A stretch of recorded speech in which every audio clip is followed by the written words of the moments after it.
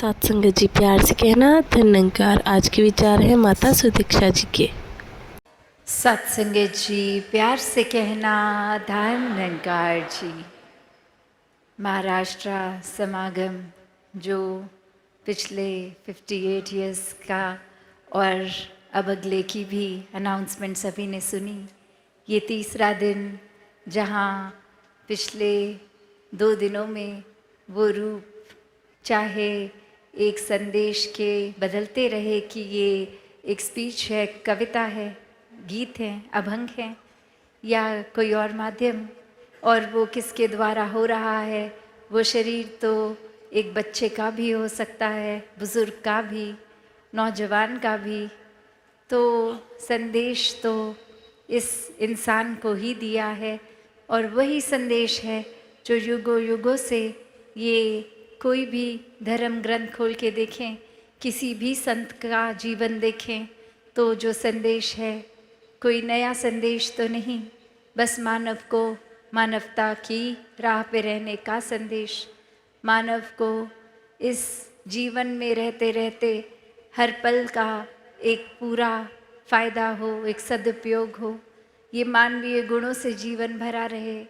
यही संदेश संत हर एक तक पहुंचाते हैं कि हमने जीते जी अपना जीवन तो सफल किया, इस परमात्मा से जुड़ गए, इस निराकार को जान लिया, चाहे नाम वो विट्ठल हो, पांडुरंग हो, एक कोई भी आस्था अनुसार अपना एक जो भी नाम से संबोधित करें, तो भाव वही कि यही एक सच्चाई है जो हमेशा से थी, है और रहेगी।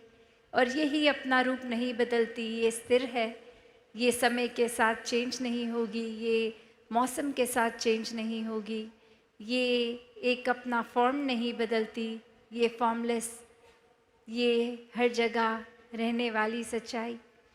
तो बात यही कि अब इस परमात्मा ने जी जहाँ ना जाने कितनी धरतियाँ बनाई, ना जाने कितने एक प्लैनेट्स बनाए, ना जाने कुछ ऐसी चीज़ें बनाई जिसका अभी तक हमको पता तक नहीं है।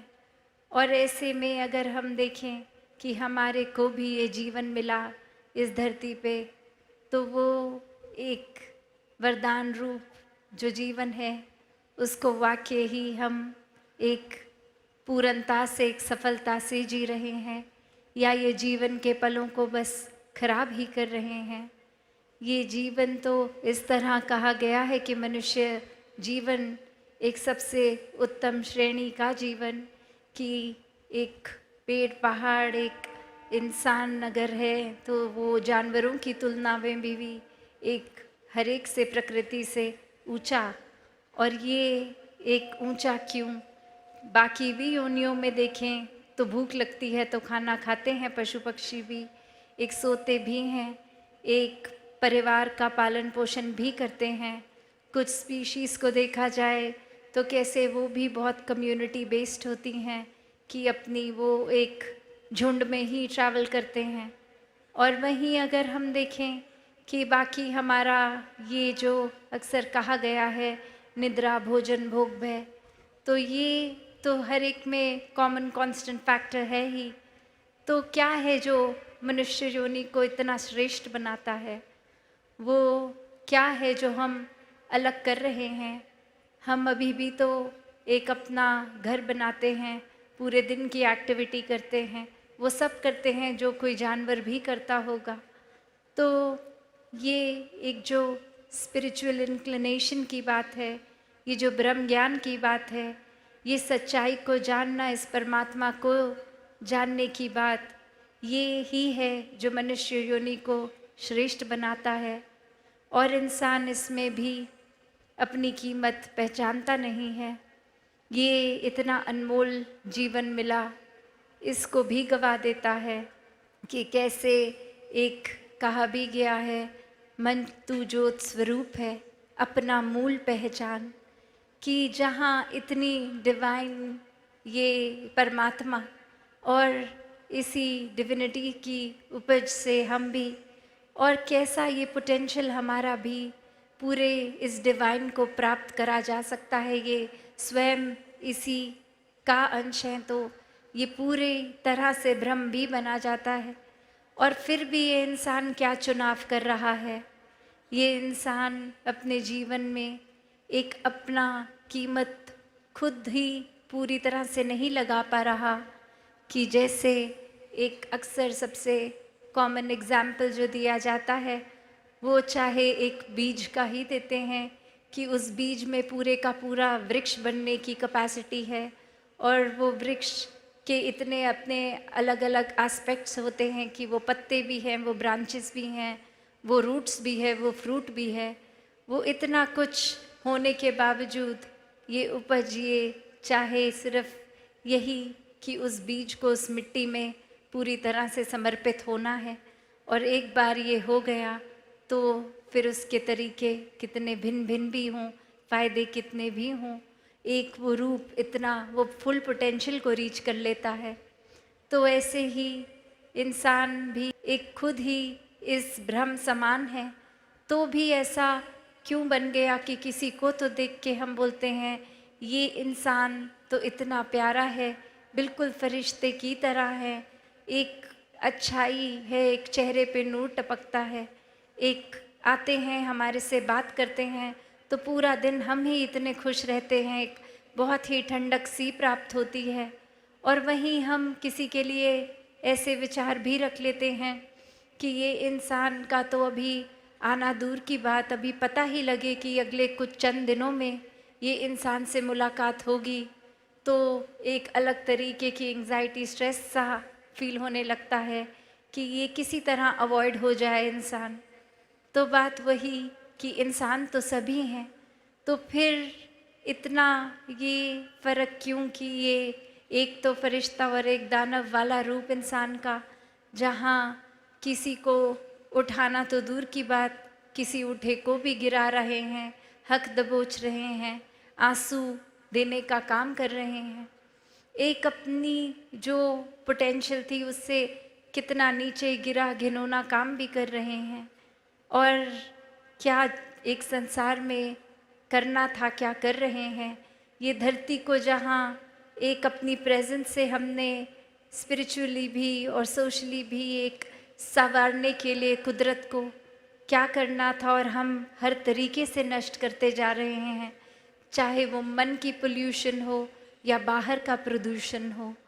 तो ये प्रदूषण किसी भी तरह की है वो हानि का ही कारण बनता है। तो कैसे ये प्रदूषण को दूर किया जाए, ये दिलों को दूर करना, इस परमात्मा से जुड़ के इससे प्यार करके हर एक से करना है। और वहाँ ही एक अपने जीवन की भी वैल्यू खुद समझना कि कोई भी पल एक वेस्ट ना हो, कोई भी पल को हम गवा ना दें। एक रूप अगर एक कहानी में भी ये समझें कि एक भिखारी जो हर समय पूरा जीवन भीख ही मांगता गया, और अब एक दिन उसकी भीख मांगते मांगते जब मृत्यु हो गई तो वो वहीं सड़क किनारे शरीर उसका और वो कटोरा जिसमें कुछ चंद सिक्के, और ऐसे ही कोई जाता हुआ जब देखता है और वहाँ पे क्या देखता है कि वो कटोरा ही अपने आप में बहुत कीमती किसी धातु का बना हुआ, मान लीजिए सोने का बना। और अब वही ख्याल कि ये एक गरीबी में जीवन जीते हुए, और जहाँ वो पोटेंशियल था शुरू से कि ये चाहे एक इतना कीमती सिर्फ अपने बर्तन को ही बेच लेता तो ही कितना कुछ हासिल हो जाता, और ये आराम की जीवन को जी सकता था, कि ये उस बर्तन का ही अपने आप में मोल कितना, और उसको इस्तेमाल उस चीज़ के लिए नहीं किया जा सकता था, उससे सिर्फ एक ये कुछ ही चंद पैसे के लिए यूज़ किया गया। तो ये कहानी सिर्फ उस बर्तन की, उस इंसान की नहीं है। हर कोई इस संसार में जो परमात्मा प्रेमी नहीं है उसके जीवन की भी यही कहानी है कि ये अनमोल चीज़ हर समय है पास में, फिर भी उपयोग नहीं किया जा रहा। उपयोग तो क्या, ये परमात्मा का सहारा भी सिर्फ तभी लिया जा रहा है जब हमें या तो कोई शारीरिक कष्ट है या कोई परिस्थिति लग रहा है किसी माया रूप में कि अभी कोई धन दौलत की कमी हो गई है, तो परमात्मा को याद कर लें। कोई हालात घर के बिगड़ गए हैं, कुछ मनमुटाव हो गए हैं, तो परमात्मा को याद कर लें। कोई शारीरिक कष्ट हैं तो दर्द दूर हो जाए, परमात्मा को याद कर लेते हैं। तो ये परमात्मा को याद करना तो एक हर समय की एहसास होनी चाहिए। ये सिर्फ नीड बेस्ड नहीं कि आज लग रहा है कि कुछ गलत होगा, आज सुमिरन कर लेते हैं, ये अदरवाइज़ पूरा दिन करने की ज़रूरत ही नहीं है, ध्यान जोड़ने की ज़रूरत ही नहीं है।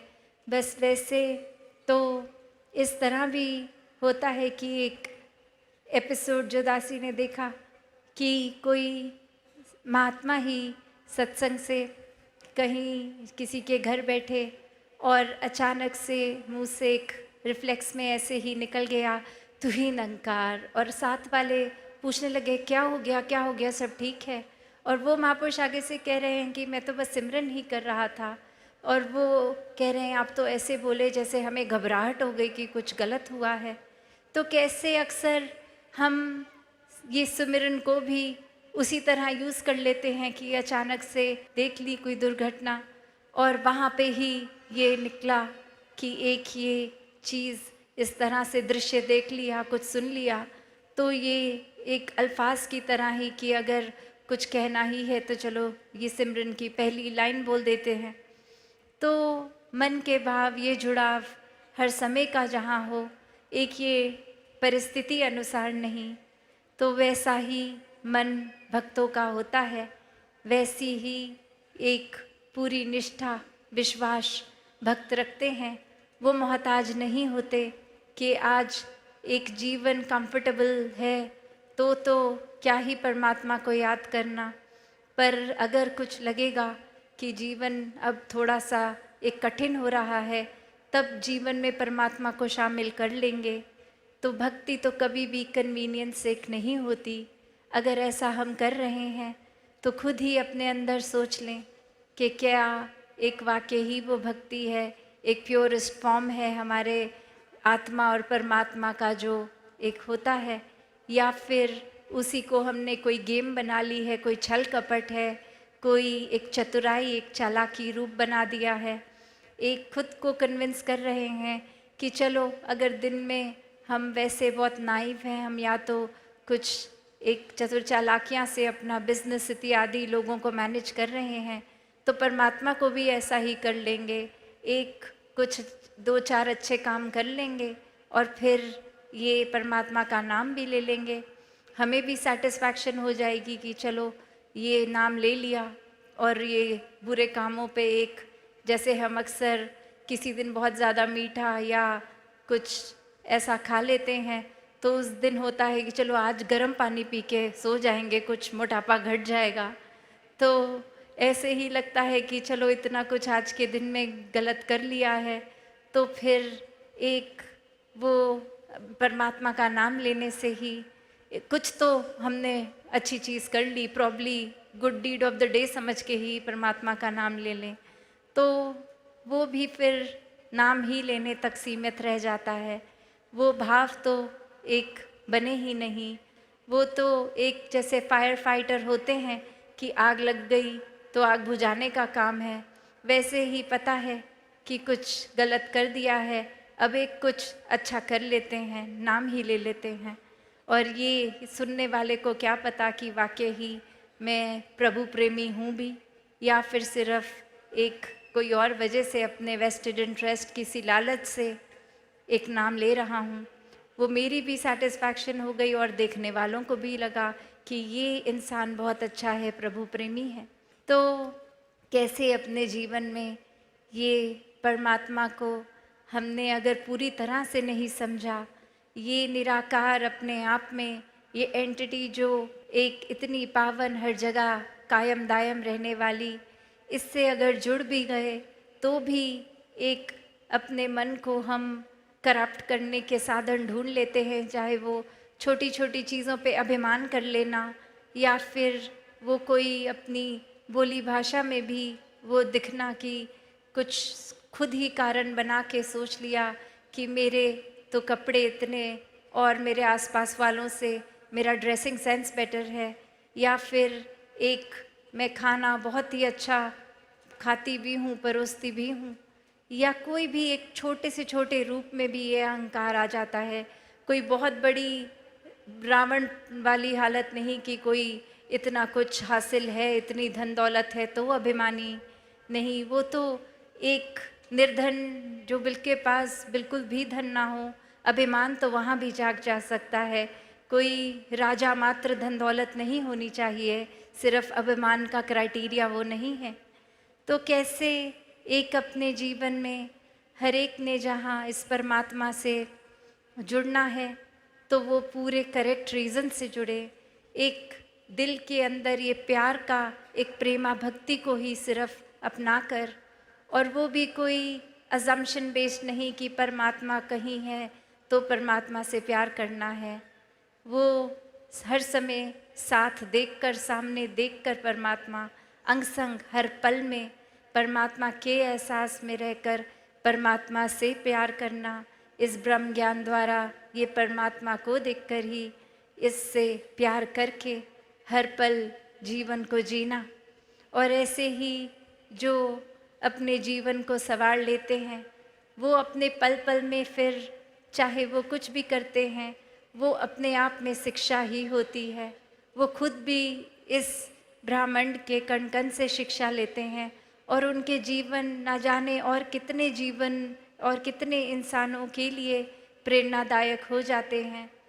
कोई भी एक संत और भक्त इसलिए भक्ति नहीं करता कि हमारी भक्ति की वजह से हम पॉपुलर हो जाएं, एक प्रसिद्ध हो जाएं, कोई हमारा नाम ऐसे अच्छे से ले।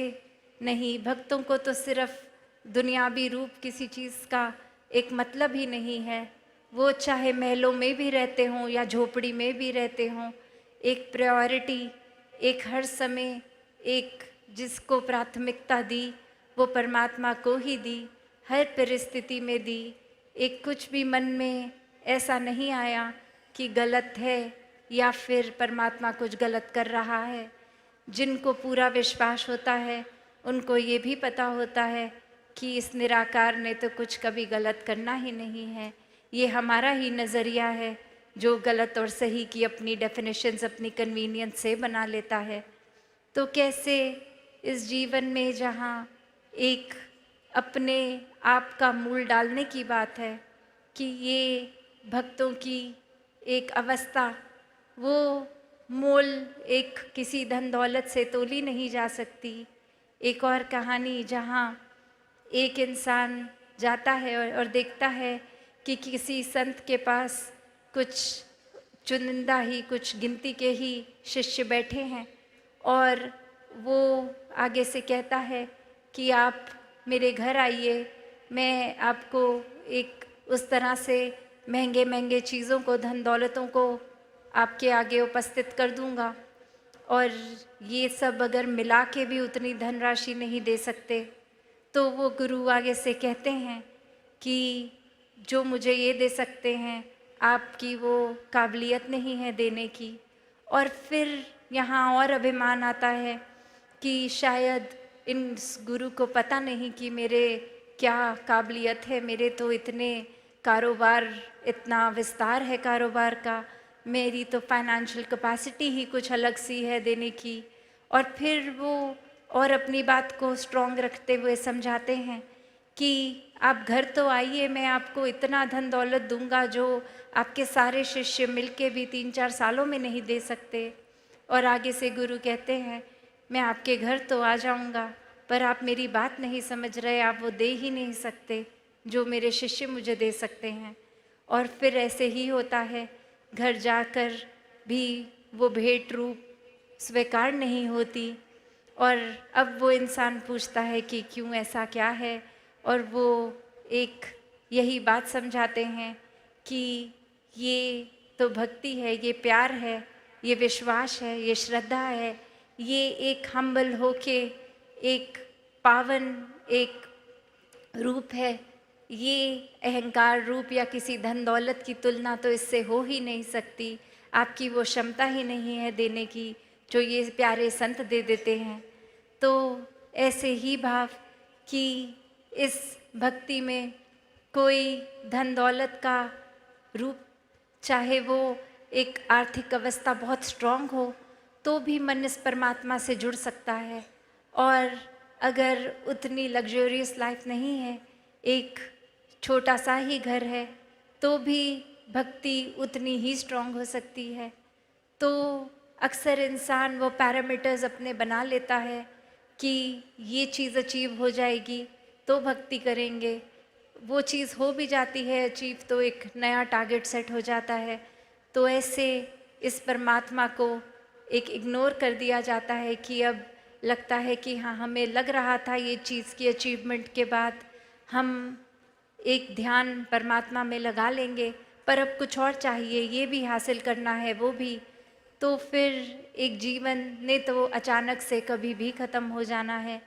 ये एक मोल अपना जीवन का इतना सस्ता ना लगाएं, हर श्वास की कीमत डाल लें।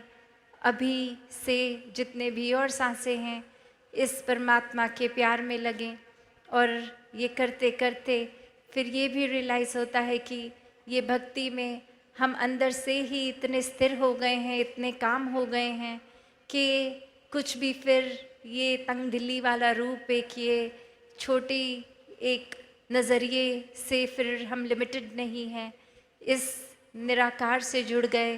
तो आज भी जो बार बार सुन रहे थे बीइंग बाउंडलेस, ये विस्तार असीम की ओर, ये परमात्मा असीम है, और हम अपना दिल, नज़रिया, सब कुछ, ये ब्रॉड माइंडेडनेस एक अपने दिल को भी विशाल करते जाएंगे। तो ये विशाल परमात्मा से जो जुड़ गया वो खुद ही असीम हो गया। इस शरीर की तो एक है रुकावट, एक कन्फाइंड एक बॉडी है तो है वो, पर एक आत्मा इस परमात्मा का अंश, और वहीं वो बात कि ये डिवाइन है आत्मा, इसको पूरी तरह से अपने पोटेंशियल इस ब्रह्म की तरह भी एक जीवन में जी सकते हैं।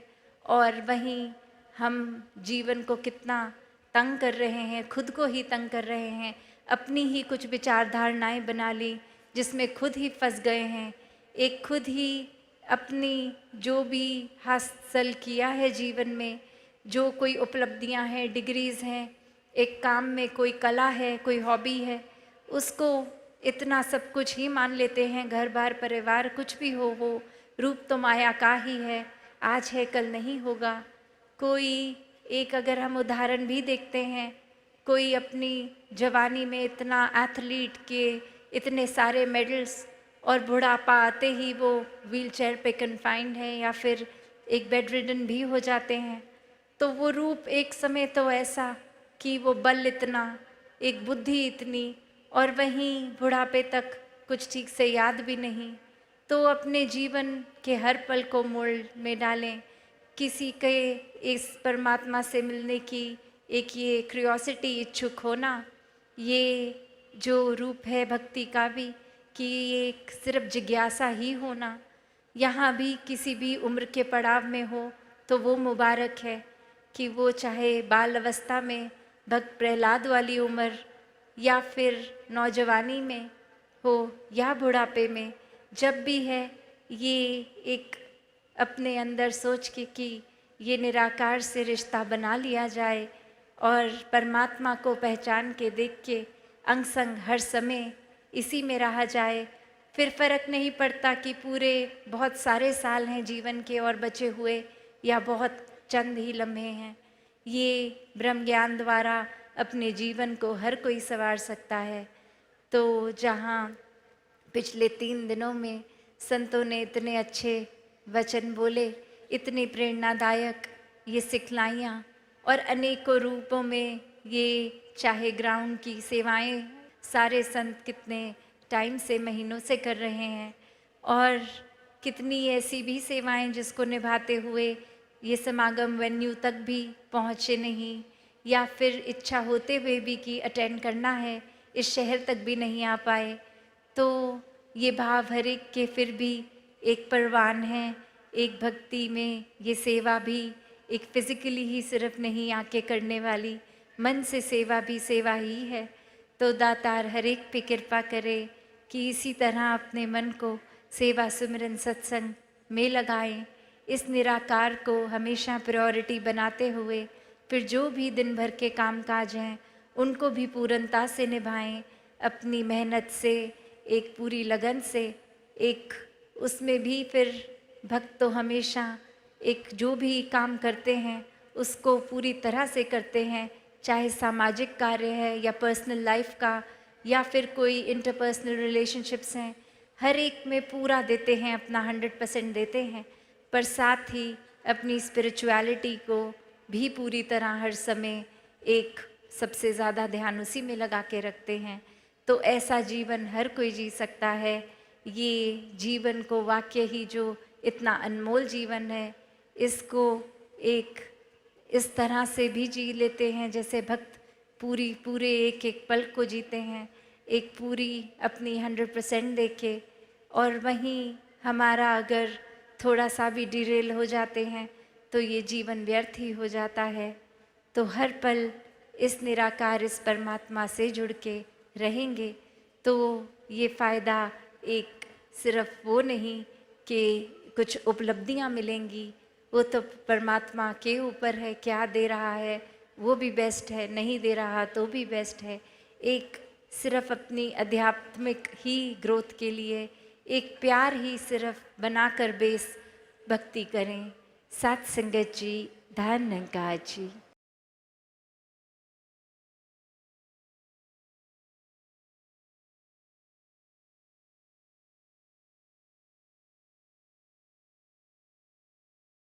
सत्संग जी कमेंट में धन्यवाद ज़रूर लिखना, प्यार से कहना जी, धन्यवाद जी।